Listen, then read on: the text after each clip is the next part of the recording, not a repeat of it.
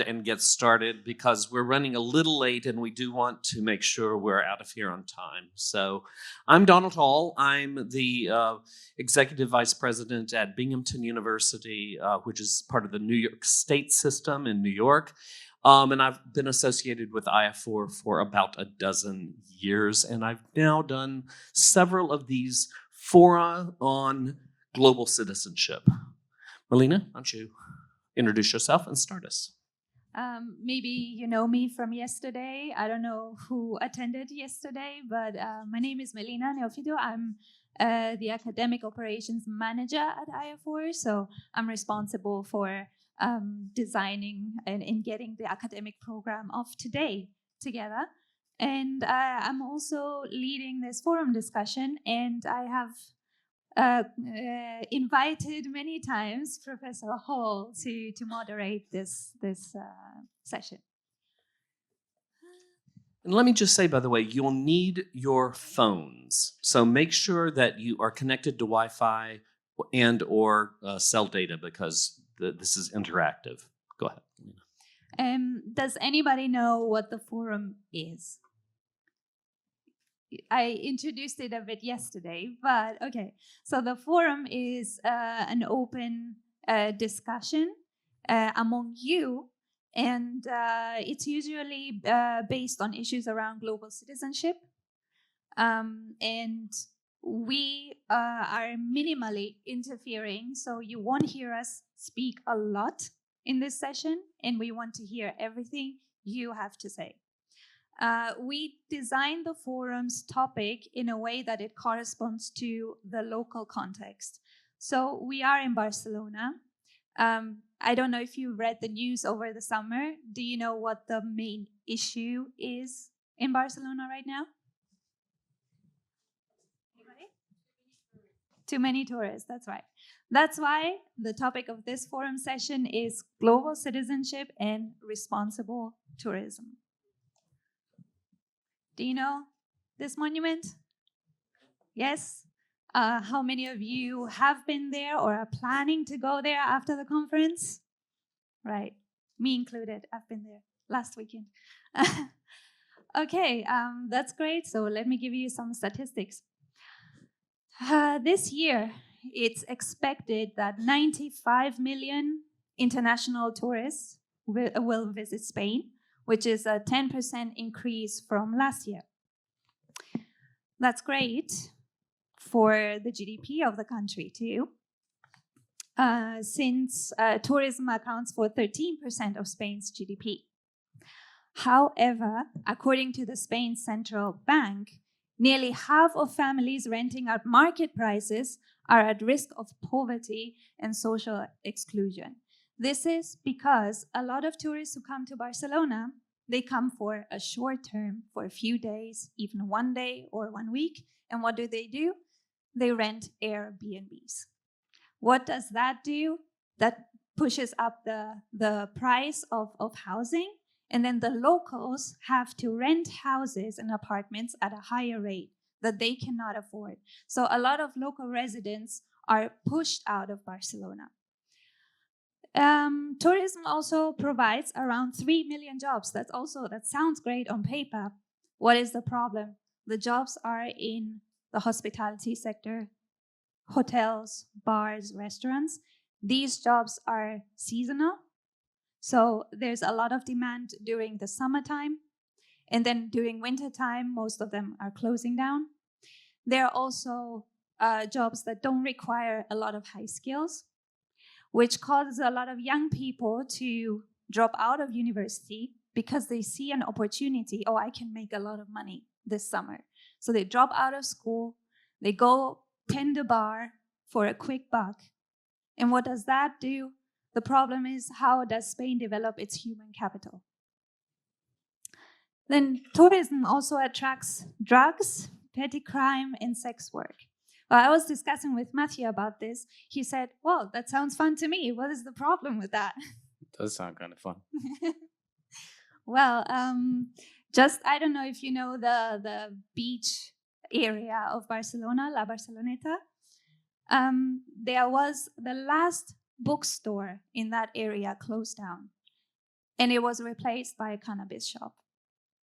So the local culture is completely erased for some temporal pleasure that caters to tourists and not to the local community.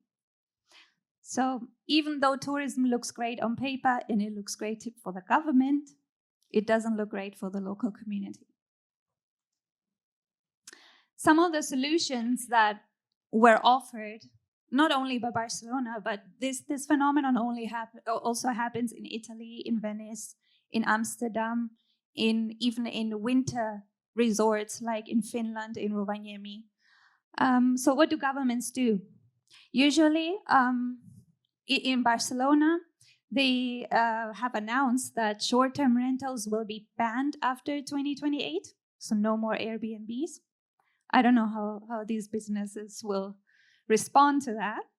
And they usually introduce entrance fees and taxes for one-day tourists. So probably if you're staying in Barcelona, you have to pay tourist taxes, which are, I think, 5%.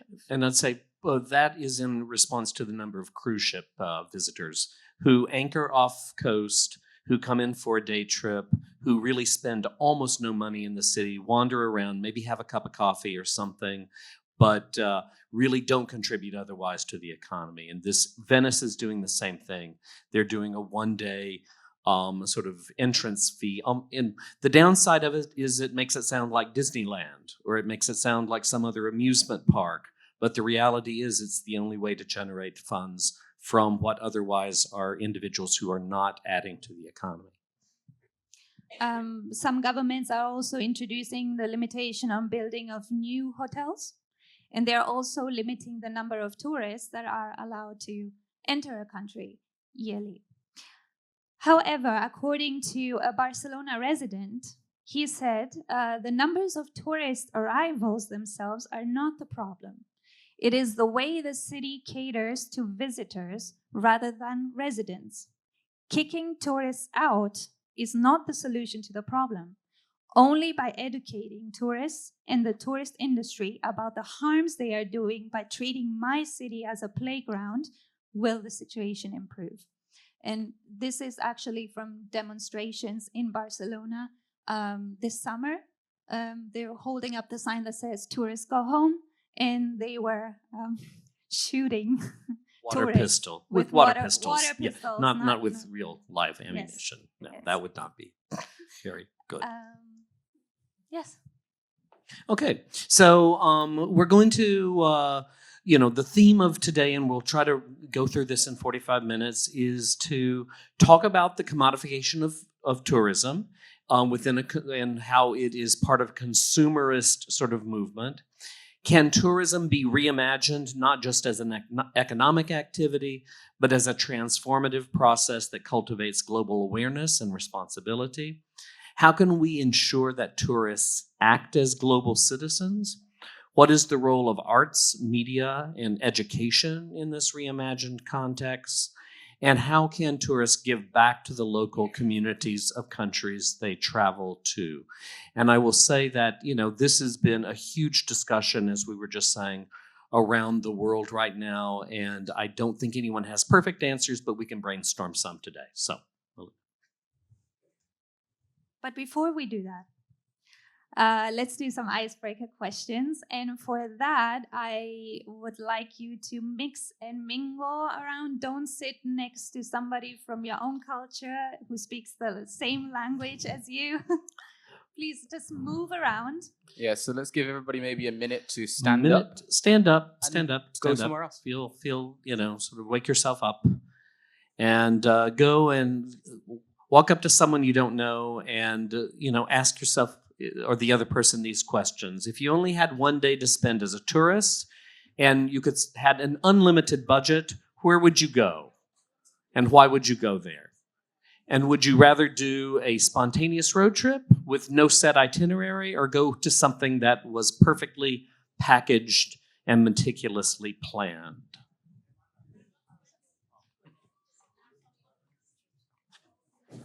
That's all right.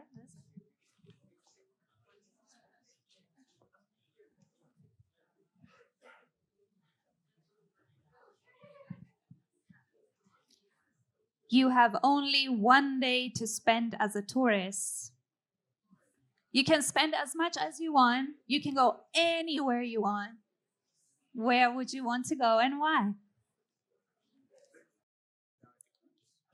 Yeah, why don't we go ahead and, you can sit down with your new best friend or go back to your previous seat, but we probably need to get started with the interactive part that is much more sort of a group focused.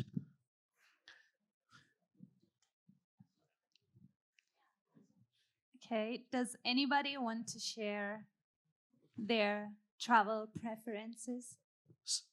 So shout out where you want to go. Yes, we've got some microphones coming around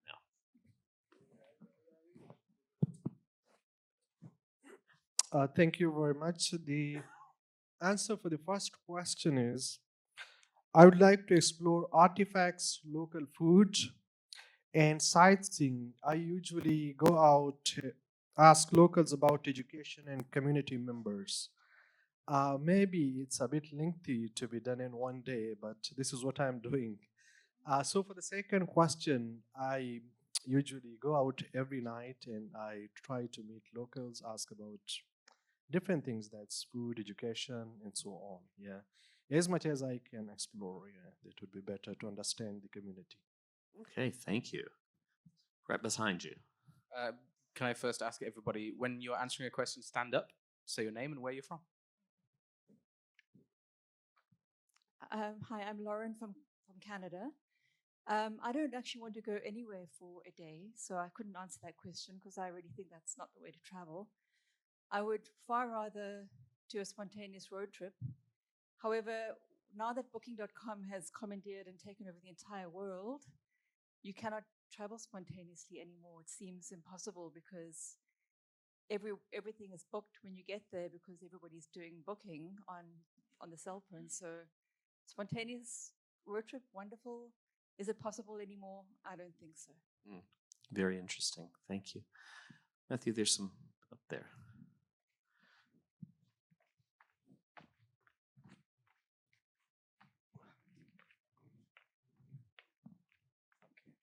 Hello, Tian from Jamaica and my partner Luna from UK. We didn't, just like a friend here from Canada, we didn't go for number one. Yeah, we don't like planned trips. We like spontaneity. So we would just get up and go somewhere. And as she said, the downfall is the booking. When you go somewhere and say, oh, we would like to go there, you realize it's booked out because everything is being booked. But we prefer road trips and spontaneity, not the planned trips. Nothing get done really in planned trips. Then you just spend a whole lot of time in one place or trying to reach the other place when you're not basking in the experience. So yeah. So before coming to Barcelona, you have not researched anything about Barcelona?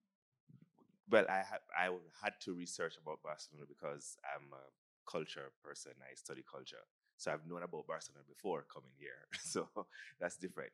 But no sightseeing places. For me, I just want to explore. I just want to travel around. Yeah, it's not only the recognized sites that I would like to see. I want to go to places that are not so recognized and see what they have to offer. I appreciate completely the fact that, 1 day seems far, far too little, but the imagination that, for instance, Melina was going to spend her day by renting all of Windsor Castle and then kicking the royal family out and just wandering around and looking in all the closets and things.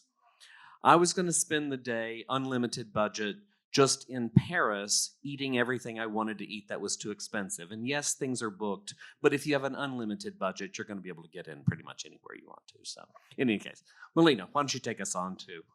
Okay. Humiliating me in front of it. No. It's imagination. You're using your imagination. Unlimited budget. Okay. Well, okay. We're moving on to the next part, and this is the part where you need to bring out your phones and please scan this QR code, and that will lead you to an application where you can input your answers in real time, and they will appear Yes. right here. So this is a sort of word cloud. So if you were a responsible tourist, how would your travel activities and behavior, what would they look like? So put in sort of the most important sort of aspects of responsibility and tourism.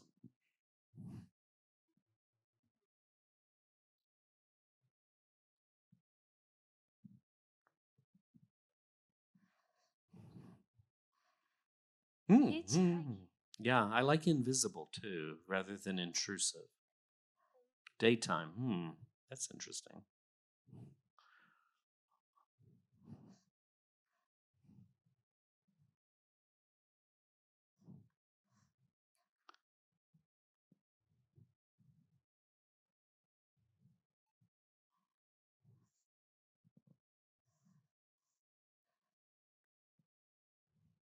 Burn souvenir shops. Well, I don't think the people inside the souvenir shops would like that very much, especially the owners, but hey.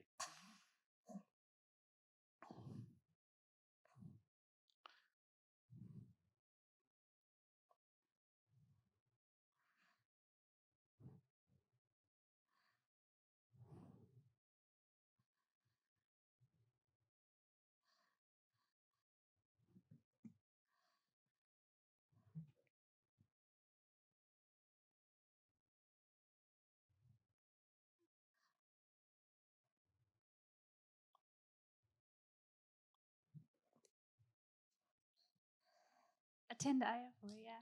That's funny. Thank you. That's great.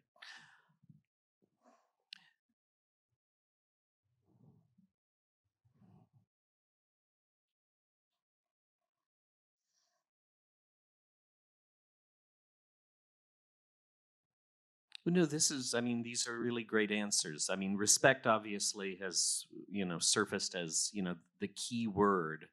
But the kind of interactive part of it that would be walking around or hitchhiking, where you also talk to people, it's inquisitive, um, you know, being respectful of culture, traveling out of main centers, look but don't touch. I like that. The invisibility we mentioned before. Um, travel into the slow cities to get to know more about the culture, non-racist. I'm still not sure what daytime means, but so be it. Um, and then the sort of watching, the sitting in Plaza Catalunya and sort of watching people go by, you learn a lot. All of these, I think, are really good. There are still some like visiting historical places, and where was that? I was like going to a museum and all that. Sure. That's there's the other side, right? Like yeah, no, tourism should be a learning experience. And, whether it's appreciating the art, the culture, the museums, or whatever, all of that can be respectful and can be enriching rather than exploitive. Or, you see people wandering. If you travel enough, you're in the Louvre or you're in, Prado or somewhere, and people aren't even paying attention to the art. They're just wandering around, either playing on their phones or talking with each other. And it's as if they wanted to be at the place in order to check it off a list. Or they may take one selfie with the Mona Lisa or something. And that's the whole purpose of the trip, is just to get the one shot, rather than it being something that is culturally interactive or culturally responsive. Okay. And all of these, by the way, are going to be captured as part of the conference report. report. So it's very helpful to have these, these ideas. Okay. Shall we maybe ask some people what why they chose what they said. Sure, sure. Would you like to expand upon any of these? Why you put in what you put in? I like the sitting in Plaza de Catalunya. Does anybody want to talk about what they wrote? Please. Oh, sex is there too. Who put in that? That was Matthew. But Hello. I'm not sure. The text I added is not reflected there on the wall. Maybe there was some problem, or maybe it wasn't. Anyway, I'll respect the law, customs, and culture of the community and country as a whole. Additionally, I'll ensure that I don't cause any disturbance that could harm the community or the environment. Thank you. absolutely, thank you. I also put something up there that I don't see, but They find, pulled out a kind of word here yeah, and there. I find that there's a lot of mediating your cultural experience or your tourism experience through your cell phone. People just are going down the river looking at the river through their cell phone. And I find that is really not being a respectful tourist. It's kind of just be in the place that you are instead of doing it through your cell phone, and put your cell phone away and stop filming everything and stop taking a gazillion selfies, because that just gets in the way of other people enjoying that area as well. So just don't do everything through your cell phone. Correct.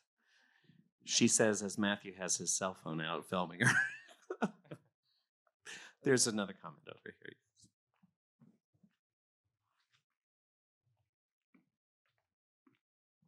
Hi, Gali Bloch, and I'll speak about my countries first and then with respect to this.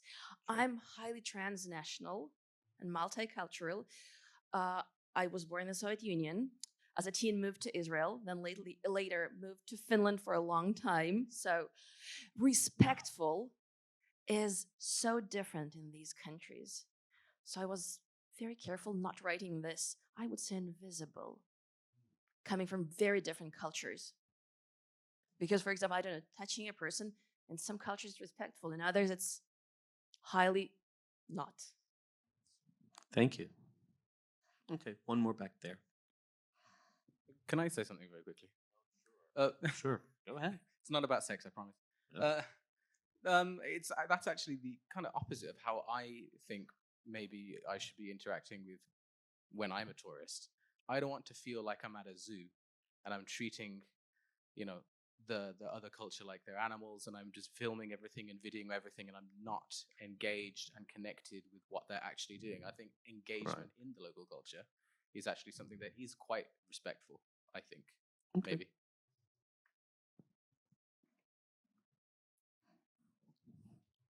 Hello, Hello. my name is Shilpi Jain. I'm from India.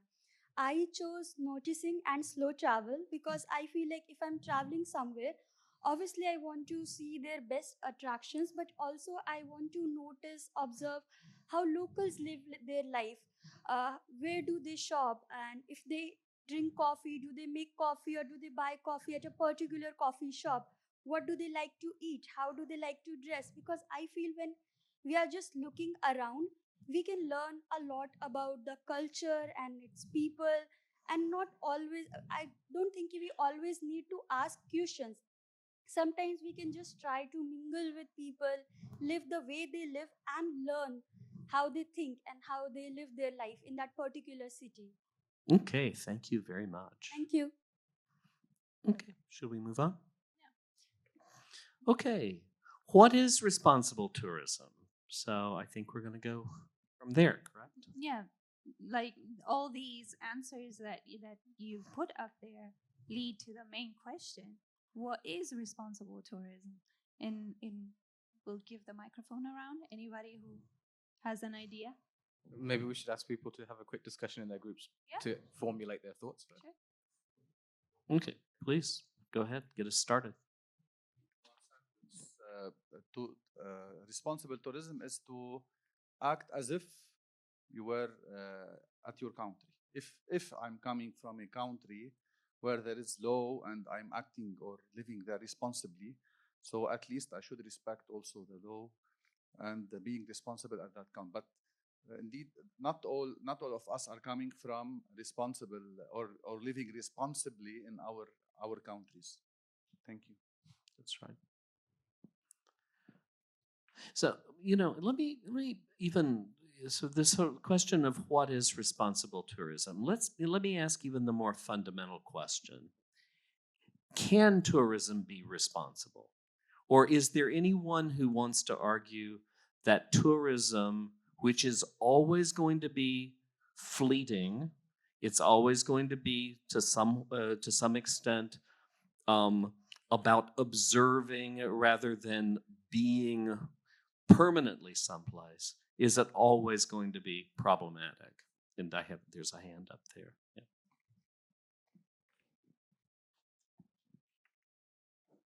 Thank you. My name is Karina Smed, and I'm from Denmark, and I've worked in tourism research for almost 20 years, I think. But I've been particularly occupied with the cultural aspects of tourism. And I think you're on to at least my initial opinion about this is responsible tourism doesn't exist. Maybe over the later years, I've revised that a little bit because tourism is there and it is probably going to stay. We thought it was going to shut down when COVID hit the world, but it didn't. It's back, and it's back with force. So tourism is there, but there are many, many people who've argued they do responsible tourism. The problem is that responsibility is cultural. So we're never going to find two people that think responsible tourism is the same thing. So I think along what was mentioned over here before, I also put invisible up there. I was considering saying non-existent, but I went with invisible because ideally, if we don't have any impact on a community, then we're probably responsible to some extent. I will argue, though, that if we look at different types of tourism, we could argue that mass tourism, when it takes place in a fully closed resort, is really the most responsible type of tourism because it's under full control.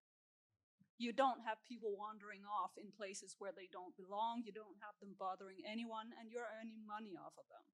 So for that reason, that could also be an argument. So I think there are many nuances that needs to be taken into consideration in terms of what responsibility is in this respect. Thank you. Thank you. No, that was very thoughtful, helpful answer. There's Matthew. There are people behind you. There's one person back there. Hola, I'm from the UK, and as a person who has been traveling all her life from childhood till now, I find that there's no such thing as responsible tourism. One of the reasons I say that is because before, as a kid, when I used to travel with my mom, it was like we had boundaries for everything. You have to do this, you can't do that. And people, I think this is, I don't know, I'm not sure because personal experience, but at the time, people were more responsible and there was not a lot of population and people were not traveling a lot. In the recent years, it seemed like because it's become a part of a business, it's a business model. And that is why we've got Airbnbs, we've got people who are renting their own places. Some of them are not safe. Some of the places that are being rented out are not kept properly by the people who rent them out. They're not environmental friendly. And I was in Hobart in Australia. That's where I lived for about 10 years. And I had a friend who had an Airbnb. And she would be complaining every now and then that, this is my only source of income. And people come in and destroy. So she had to close down her business because of that. Because she could not afford to revamp her place every few years. And so when we look at tourism in the current scenario, while it's good for business, it's good for the country, for the economy, for a lot of other things. But there needs to be maybe some government regulation that you're planning as well here to have a limited number of things. And honestly, if you ask me, I would not go for an Airbnb. For me, it's like if you ask me to stay at a hotel and at an Airbnb, I would not go because it's somebody else's property and I need to manage it. I need to take care of it. And if I take ownership of that and I want to do that, everybody doesn't have those same morals and ethics and behaviors. And people come from different cultures, different backgrounds, different experiences. And some of them just go and enjoy just for the heck of it. And so my argument would be that no, there is no such thing in the current scenario as responsible tourism, and we need to build that. We need to educate people, we need to educate businesses, we need to educate the government and a lot of people to make it responsible, to have rules and regulations in place so that people don't come in for one day, make a mess, and then they go away. Because we had that problem in Hobart. We had cruises coming in. We had to see all of those things. So I think that's one of my points here. Thank you. And I think one of the things that we're pointing at is that it's not as if it's a binary, responsible versus irresponsible. I mean, there are types, which goes back to some of the word cloud we did earlier. There are types of tourism that are more responsible, and then there are less responsible types of tourism. There are things that are more respectful and less respectful, things that are more impactful in a harmful way and less so. And I think, because we've started off these series of fora, I can't remember, what was the first one? No, the very first forum we had. It was in May in Tokyo. And, the whole question there was global citizenship. And is there a responsible global citizenship? And, after a while, everyone was agreeing that there is no possibility for responsible global citizenship because every type of interaction might be destructive when you think about globalization and the flow of capital and the way that it becomes very embroiled in, intertwined in neoliberalism. But I think the more nuanced thing is that there are choices to be made along a continuum. And there are certainly very highly destructive forms of tourism, and then less so. Yep. Oh, Sue, please. On the other hand, I'm just thinking, is there something called responsible hosting? So to put it on the other side, you mean? A lot of the hosting that goes on is largely irresponsible, i.e., renting out places when they can't be rented out, putting too many people into one room, etc., etc., etc. No. So it's not, living in Barcelona is a nightmare. Yeah. Right? But it can't all be put on the side of the tourists, I think. Oh, the decision to put a flat or some other unit on the market as an Airbnb is not the tourist's decision. That's the owner's decision. And sometimes it's handled well and it's responsibly, and sometimes it's not handled well. And there's, obviously it can be, a real problem in terms of, sanitary and other problems. But, that is a hosting decision. Is I want to make as much money as quickly by turning something over at $500 a night rather than renting it out for $1,000 a month as an actual apartment. Yeah, please. Hi everyone, I'm Joanna, I'm from Switzerland. And actually I work in admissions, and one of my university partners is promoting the program which is called Bachelor of Science in International Sustainable Tourism. So I'm promoting this program. And this is just to add even more complexity actually to this question, is that, well, in short, the answer to that is that responsible tourism is to respect the people and the planet while traveling. But this is much more complex than that. And actually there are whole, of course, studies on that. Also, another thing is that we say that in 5 years there will be extra 7 million jobs in sustainable tourism. So and now it's not only about the tourists, like I'm responsible tourists, but tourism as an industry. So it's not only about us individuals, how we should, behave while we travel, but also how the whole industry should adapt to this. And then there's this question like how they can be more respectful, these big chains and the big hotels and big transportations companies, like towards environments, cultural diversity, tolerate and basically, yes, respecting the places where they open new business and so on. So basically this is just to add, exactly as I said, more complexity, that Actually, there are a lot of young people being right now educated to also answer this question. Thank you. No, young people are our future. So we have a couple of more word clouds to do. So pull out your phone again and let's go to the next one. What I'm holding from this is we need to define what responsible means. Yes. And whose responsibility. Yes. So what are your recommendations for governments and businesses to make tourism less materialistic? And so this is a policy question. And if you take out your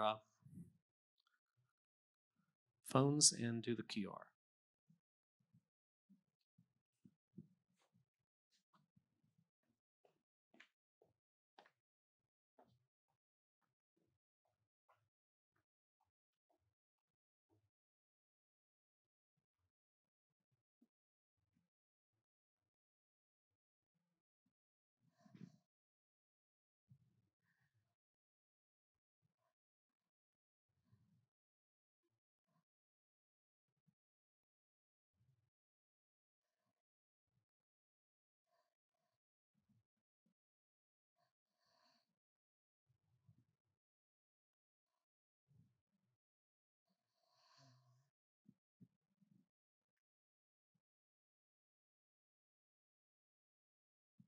More control. Like Japan. Reduce cruises. Japan is doing some other things to encourage more responsible tourism as well. They're giving free domestic flights to international travelers, right? To lesser known cities. Right, so everyone doesn't clog Kyoto and Tokyo. Yeah.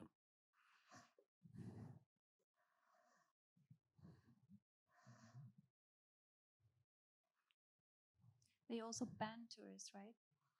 Yeah, Sorry, in some locations. You cannot have any more good things anymore. Sorry. Well, Japan has a particular problem with tourists disrespecting the local culture and causing trouble. Yes, especially Kyoto and Gion district. Yeah.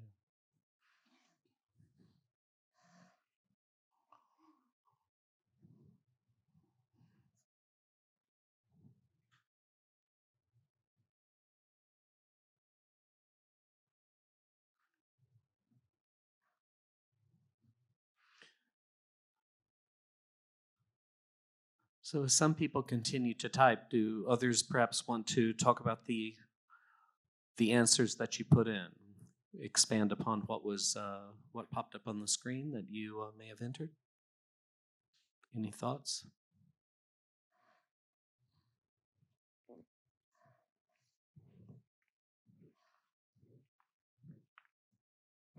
Yeah, not so much recommendations, but to point out, I put regulations and policies with sanctions, and I said that because especially in Jamaica, Jamaica is a huge tourist country or tourism country, with tourism producing like much of our GDP, and we still have issues with hotels and Airbnbs and how the tourists treat with both ends. And what the tourism ministry does is introduce and promote types of tourism. So we have community tourism or ecotourism, agritourism, health tourism, and other types of tourism. And then it asks the cruise ships and the tourists and the booking agencies out there to ensure that the tourists kind of tick or check what type of tourism they're interested in, especially coming to Jamaica, so that they can regularize or put policies in place to ensure that the communities and the businesses and other parts or sectors of the country benefit from the types of tourism that are there. No, that's excellent. Thank you. It goes back to listening to the community too, which, obviously had several people put that in. Yeah, over here. It also makes me wonder if volunteering counts as a form of tourism.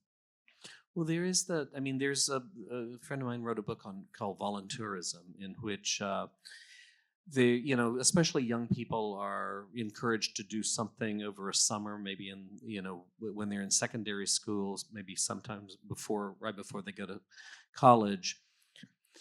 And there's an up and down side to it, because the projects that they're working on sometimes really don't have much of an impact. It makes them feel very good, but the individuals, 18-year-olds, 17-year-olds, 16-year-olds participating in it, but it can also be very condescending and can not necessarily be truly responsive to the needs of the community that they're working in. So it's a double-edged sword. Yeah. So I'm from British Columbia, where we have a very big affordability crisis and a housing crisis. And so limits were brought in around Airbnbs and who can have them. And so there are now a lot less Airbnbs. It hasn't, I don't think, made a huge impact in the affordability or the availability. It's had some, but it has had a big impact on the pricing in hotels, because now hotels are using, genius algorithms to help them work out availability on a given night. And sometimes you can't get a hotel room for under $600 a night. Right. So it's really, it has an impact in that direction and less of an impact on what it was intended to do. So just to introduce that as a caveat for seeing regulations as the be all and end all right. to solving the problem. Right. Thank you. There's way up there. You're going to get your exercise. So after all the food I've eaten this week. Yeah, okay. There are two people. First her, and then him. Yeah. Okay. Hi. My thing was enforce some regulations, because that's what I was talking about before. The thing I was more concerned about, I'm more concerned about, is because of the social media impact. And a lot of people go to a certain place and say, oh, this is fantastic, come over, and even irresponsible people come over and, make a mess. And again, it influences your economy, it influences the way, prices go up, inflation, everything. So regulations would actually help, especially if you're marketing your products, you're marketing your business, you're marketing your destination. People have destination weddings as well, and the mess they leave after that, who's going to clean up? So we need to have some regulations over there, that as well. So the number of people who come in, the number of the way they have to behave. There's a very strong need for an education. Maybe social media could be used as an enforcer as well, but I do not know. But I think this is one of the things that we need to look at, because I love traveling, and now the way I see the world, when it was when I was younger, and the way it is now, I mean, I cry because I am a very strong environmental. I work on that, and so I feel like we need to have more regulations over there. Okay, thank you. And right here, yes. Sorry, yeah, my name's Robert Andrews. I'm originally from the UK, but now living in Japan. So originally I put up that maybe they should promote other areas outside of the main tourist areas. I think perhaps maybe Melina and Michael also mentioned the same thing. But in Japan they have a lot of tourists, but they tend to be centered in the same right. areas, the same districts. So there had been some moves to try to move people to other areas, less explored areas. Although, however, I mean, if we are now saying that there is no such thing as responsible tourism, then maybe it's just spreading the problem. So I don't know. Yeah, because in fact, there's actually some places like Kanazawa, for example, which sure. is this is a place which was not such a heavily touristed right. area, but now they've moved the bullet train that goes Correct. There, and now there's a lot of tourists there. So if you went one year and then you went the following year, you'd see a huge difference in the number of tourists. Yeah. Okay. Anyway, thanks. Thank you. Okay, we've got about 7 more minutes, so maybe we should go to the last one. Just someone wrote "destroy capitalism." I know. I mean, which is it's an interesting thought, but none of us would be here, I'm afraid, because we're all just by taking a flight or a train or however we got to, we're kind of sort of embroiled in capitalism. So can tourism be reimagined not just as an economic activity, but as cultivating global awareness and responsibility? And I think this gets to the heart of what are more responsible types of tourism. Is there a word cloud that we need to go to? Oh, so this is just, okay, well, good. This is just a discussion question. Okay, so can tourism be reimagined, not just as an economic activity, but as cultivating global awareness and responsibility? And if so, how? But what are your thoughts on this? If you'd like to take a moment just to reflect on that question. And whoever wants to raise their hand to go first, please do.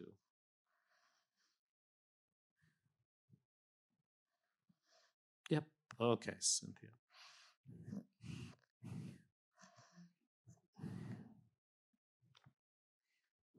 Thank you for calling on me, Dan. I think that in order to enjoy your trip to another country, it should be mandatory that you learn the basics of politeness and any unspoken cultural rules, because there are a lot of them.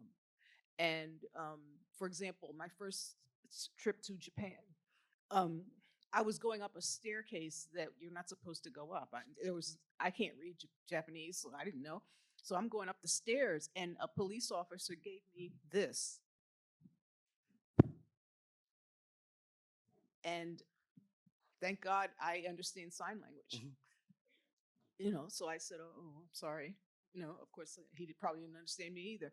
But I think before we travel, some of us, especially Americans, we think the whole world's America, and it's not. And no, it isn't. And we really, if we would benefit before we travel, you have to go into a room, and I'm going to tell you what's going to, how things are going to be. It's like a visa application. Yeah. Like an orientation session. Well, get off the plane straight into an orientation session. And it's not hard to do, in the sense that it takes a Google search to say, to type in the question, how, what are the do's and don'ts of being in Barcelona? And they can tell you, these are things that, are culturally offensive. These are things that are, culturally welcome. The whole question of whether you touch someone or don't touch someone, whether you hug someone or whether you do not hug someone. That is a 1 minute Google search. But yes, go ahead. I was thinking about it, and right now I would say that the answer is no, but not in such of a negative context. I mean, given a huge portion of this conversation has been centered around sustainability, in the end, there needs to be an economic incentive for most of these tourist-related activities to continue and be sustained throughout its practice. Therefore, I suggest that what would best be used is, I guess, a more blatant form of education towards the tourists as soon as they enter the country. For example, from where I'm from in Venezuela, there's this very beautiful island that once you board off that plane, mandatory in whichever hotel that you're at, they give you a quick informational session in order for you to understand your do's and don'ts. And sometimes it doesn't have to be an actual class. Sometimes there's posters where you'll get the message pretty quickly. But in the end, I'd say my answer is no. I'd like to know the opinion of you both on that matter.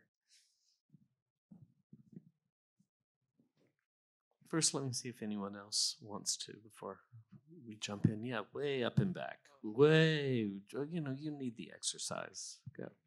What did you say? I said you need the exercise. Thank you very much. My name is Remy Cograin. I'm from Troyes, France, northern France. Perhaps a side personal note, I've been a postdoc in Binghamton University. Oh, wow. Yeah, with Jessica Friedrich. I guess you probably know about her. Yes. Perhaps so. And Binghamton is definitely not the place where tourist activities is destroying the city. No, we would welcome $1 tourist dollar. We have no tourist dollars. Anyways, just a side joke. But originally I come from southern France, a city named Cannes, that you probably all know because of the film Right. festival city. But 80 years ago, this area of France was almost a desert. It was crowded with mosquitoes, and no one lived there. There is no place for agriculture, no place for basically no activities. And this area was developed under tourist activities, actually. So I'm completely against this, but just to make a different comment that because of the touristic activities that started in France with the vacation started in 1930, the area developed a little bit, and then some other activities came in, and so on and so on. Of course, I hate this area, and it has been overcrowded now. It's a pain for me when I come back there, because it's very difficult to walk in to see a tree when you walk for less than 15 minutes, and I completely hate it. But I have to acknowledge that without touristic, this area would probably remain a very unpopulated area with not a lot of activities, to be honest. So just to make this comment on the opposite side, that it's difficult to have both sides of the edge somehow. We all want the economical activities, Right. but we don't want the downside of it. So That's right. it's difficult to say we want tourism, but we don't want mass tourism. That's correct. That's correct. That is the dilemma, is that there to try to offer one comment on this. Is it possible to reimagine it? I think we can try to reimagine it, and again, we can also talk about less and more responsible forms of tourism. There are clearly things that are superficial and destructive, in which the local people do not benefit from the big cruise ship coming through, as we said before, or the giant package tours that a bus comes in, disgorges people, they run around and maybe buy a souvenir or two, get back on the bus, and then they leave. I mean, so there are forms of regulation, and that was something someone mentioned before, that could at least limit that, because there are other forms of tourism in which you go and you stay for a week. You actually do spend money, but spend time also talking with people, going to museums, going to artistic performances, learning something critical, and maybe other people that you're interacting with are learning something about you. I mean, that is on the spectrum more rather than less responsible, but that's hard to regulate. It is very hard to regulate. But again, if we're talking about reimagining, that's the spectrum that I would push us more toward, that sort of slow tourism that is interactive, that is dialogic rather than one way, and that is actually respectful. No? One imagination that I have, and that we're all part of right now, I would say that academic conferences are a reimagination of tourism. We all came here from different countries. We came to Barcelona. Yeah, we go to the sightseeing places, we eat the local food, but we're also discussing local issues connected to Spain. So our awareness is being raised on local issues. We will go back to our institutions, our communities, with that knowledge. We will transmit it to others, and we ourselves might want to do research on Spain, on Exactly. Well, we just, the last session before the break, we learned a lot about adult education and continuing education in Spain. That's not something that's easy to do if you're not in a place and very much embedded in a place. So I think academic conferences are one way to shape tourism. Okay. And on that note, okay, one more word cloud. Education. Okay, because we're actually at time, right? Yeah, we're at time. Yeah. Okay. Do you want to do this one though, or not? Yeah, we started 5 minutes. Why don't we do, and then we won't have time to discuss, but what classes would you teach to make your students aware of responsible tourism? In other words, what would you teach in class, I think, that would make your students aware? So if you want to throw in stuff, this will again go into the conference proceedings or conference. or if you're already teaching something. Yes. Yes, I know.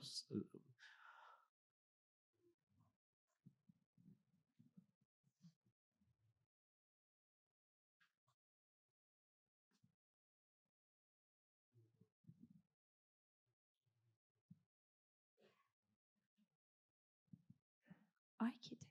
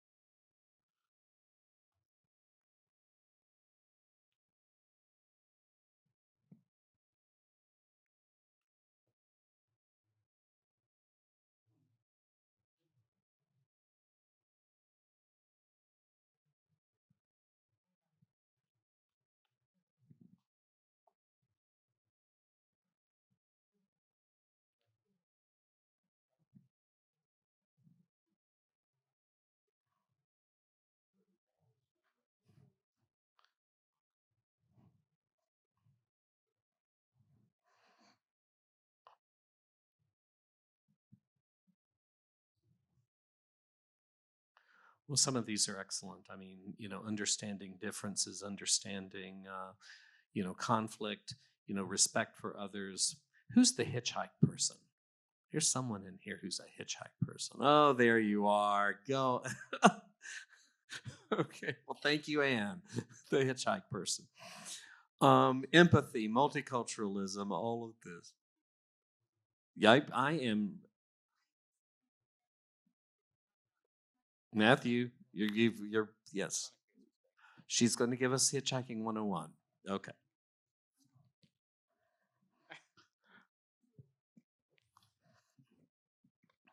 I think it's the difference between traveling and tourism. Okay.